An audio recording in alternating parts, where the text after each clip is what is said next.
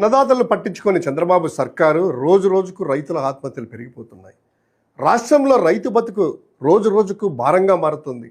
పంటకు పెట్టిన పెట్టుబడి తిరిగి రావడం లేదు, గిట్టుబాటు ధర లేదు, అప్పులేమో పెరిగిపోతున్నాయి. చివరికి అన్నదాతలు ఆత్మహత్యలు చేసుకునే దారుణ పరిస్థితులు నెలకొన్నాయి. ఒకే రోజు ఉమ్మడి అనంతపురం జిల్లాలో 3 రైతులు ఆత్మహత్య చేసుకోవడం రాష్ట్ర వ్యవసాయ రంగ సంక్షోభ పరిస్థితికి అద్దం పడుతుంది.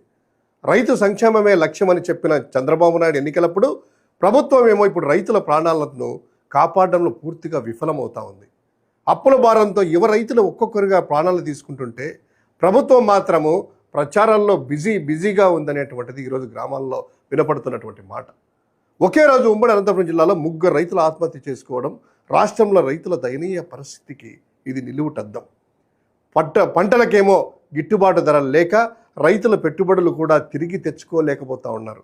రైతులు బ్యాంకులే కాదు, ప్రైవేట్ అప్పుల ఊబిలో కూడా చిక్కుకొని వడ్డీల భారంతో కుంగి కుసించిపోతున్నారు. కౌలు రైతుల పరిస్థితి అయితే మరీ దారుణంగా మారింది.